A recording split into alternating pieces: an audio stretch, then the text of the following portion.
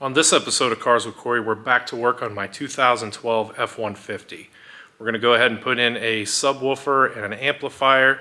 We're going to do it affordably, just like we always do, using stuff I have around the shop. Let's get started. So if you guys haven't noticed by now, I tend to do a lot of car stereo stuff. Noticed in the background my Alpine sign, I got stereos and wiring and subwoofers, speakers, amplifiers laying all over the place. So I understand not everyone's gonna have as much stuff laying around as I do.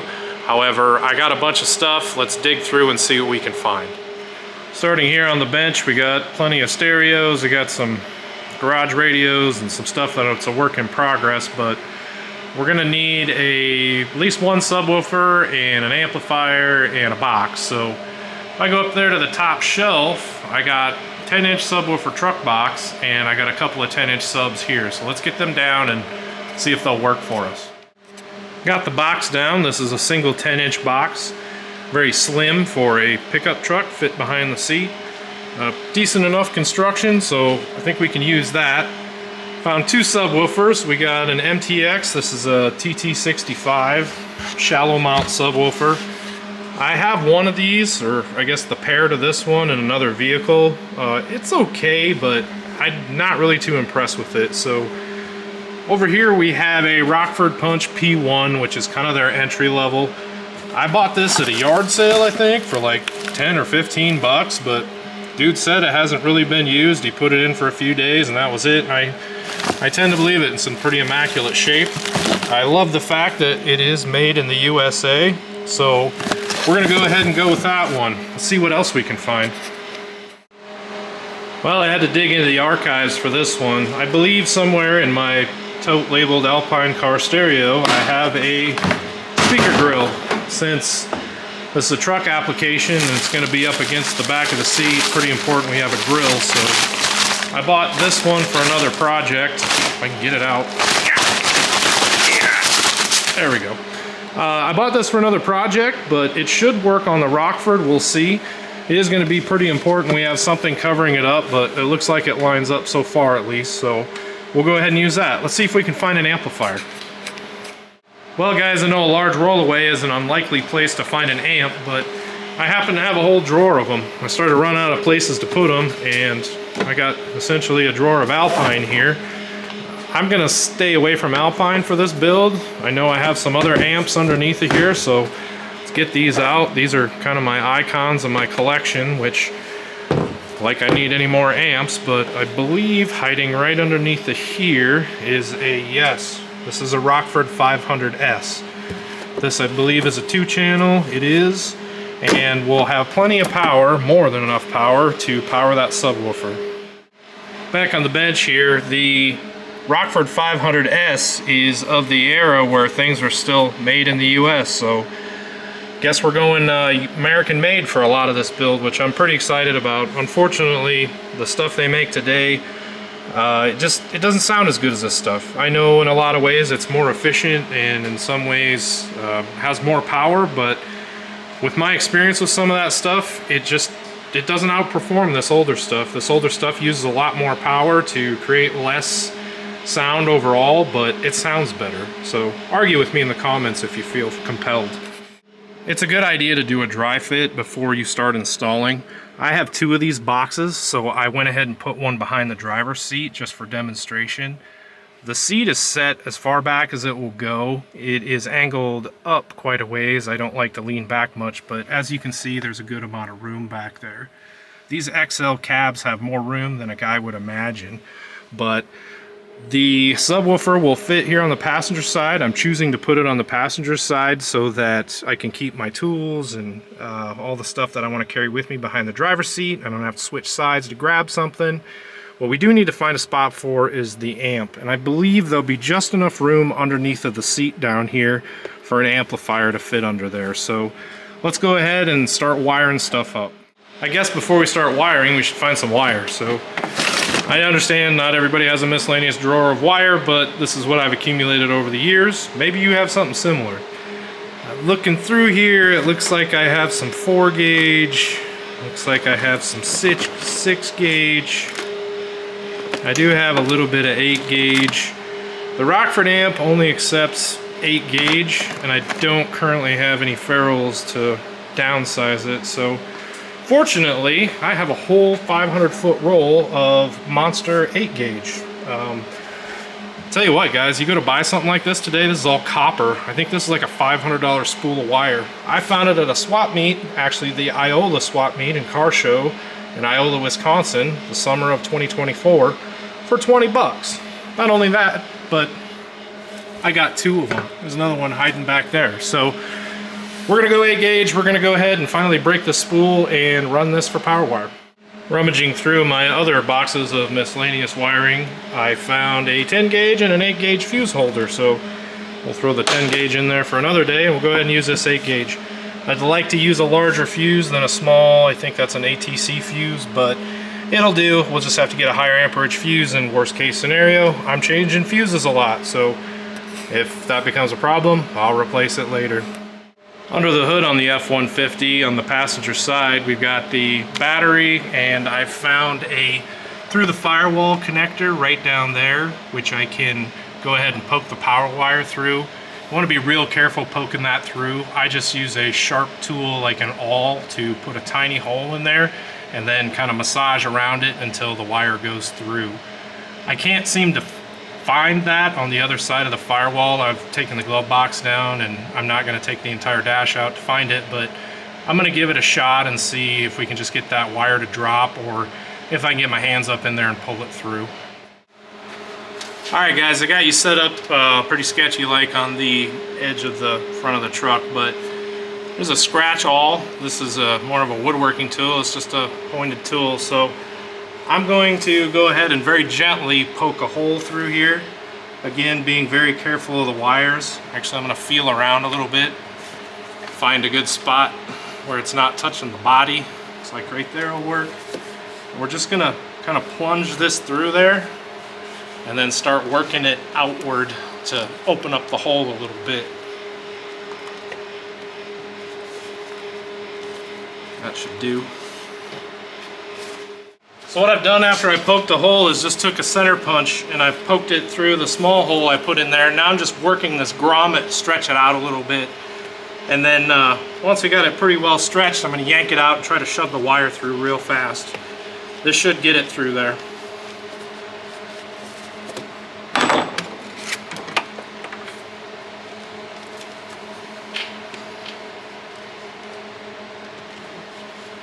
And there it goes. So another thing that'll help you guys out, take a pair of needle nose pliers, and you can use some silicone lube and you can use the pliers to shove it down into the hole. It was rough to get it through that, but I was able to get it through and get it dropped down here. So we got plenty of wire. Wire is relatively cheap, so I ran more than I should ever need through there, but we got it. I did have to pull the connector out of the firewall and finagle it through that way. There's a wire going through. I'll have to push that connector back in. There's two, it's kind of an outer rubber layer, and then there's an inner one on the inside too. I had to poke a hole on the inside to get it to go pass through, but we got it. This was a pain, but it was probably the hardest part of the job.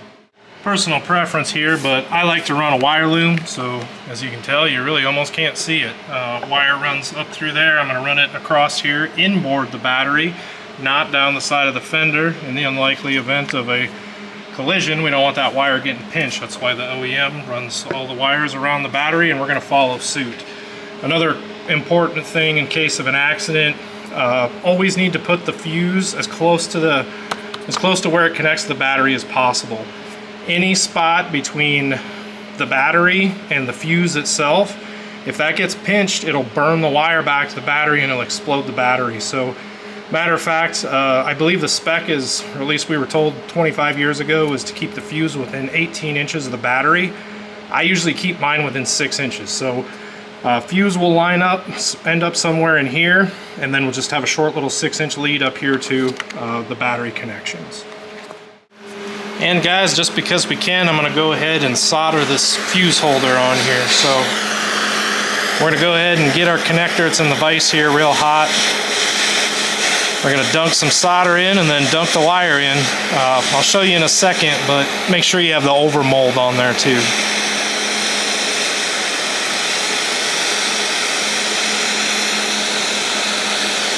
about half full, and then pull the heat off and shove in the wire.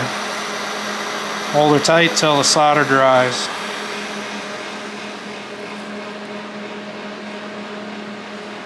Mostly dry. I don't know if you can see, here's the overmold on the wire. I'm not gonna shove that down, it's too hot right now, but once it cools, we'll shove that down with a nice soldered connection to the battery.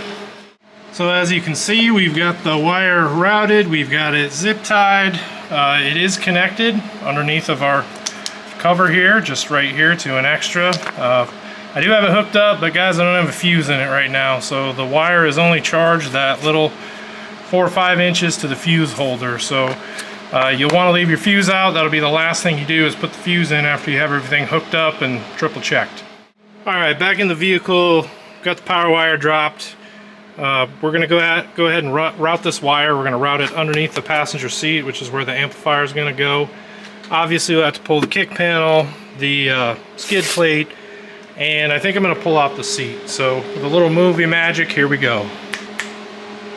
And the seat's out. So got the kick panel out, got the sill plate out, got the seat out. Seat was challenging. These bolts will always be challenging, especially in a vehicle of the north where we have snow and salt all over the road. So for those of you who watched my last video on the Apple CarPlay radio, you'll remember that I dropped some RCAs and a remote wire from that. So we're going to go ahead and get started on routing those three. So RCA, remote wire, and then our power wire down through the kick panel, through the sill plate, and then eventually up here underneath the seat. So not a lot to see there. I'll come back once those are routed.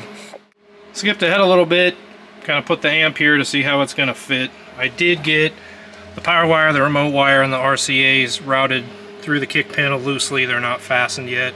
There's a little extra RCA cable that will go behind the glove box back here where it's out of the way.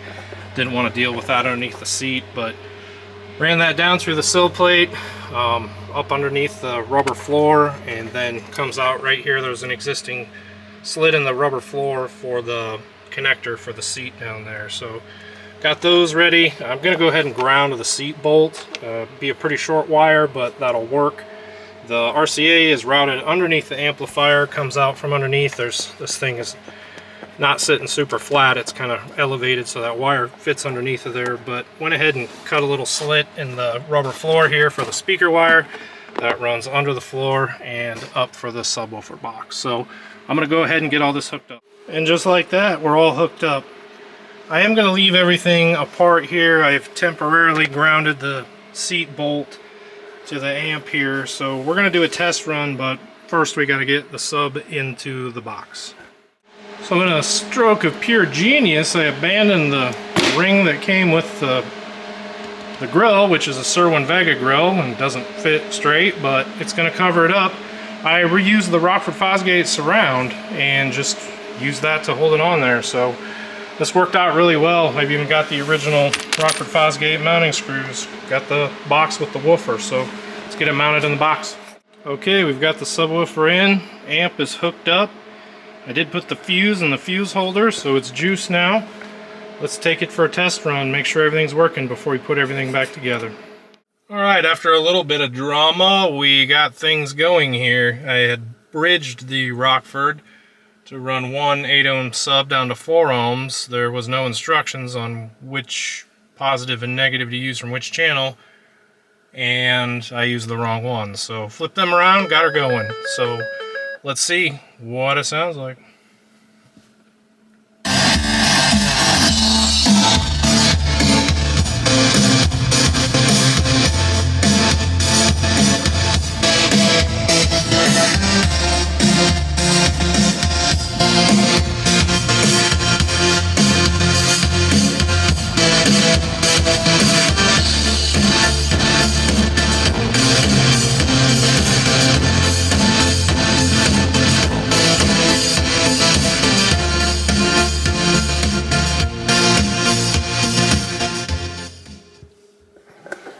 So as you can see, it's going. Let's get the rest of this buttoned up, the seat back in, and we'll do a little tuning and call it good. One last thing before I put it back together, a little pro tip.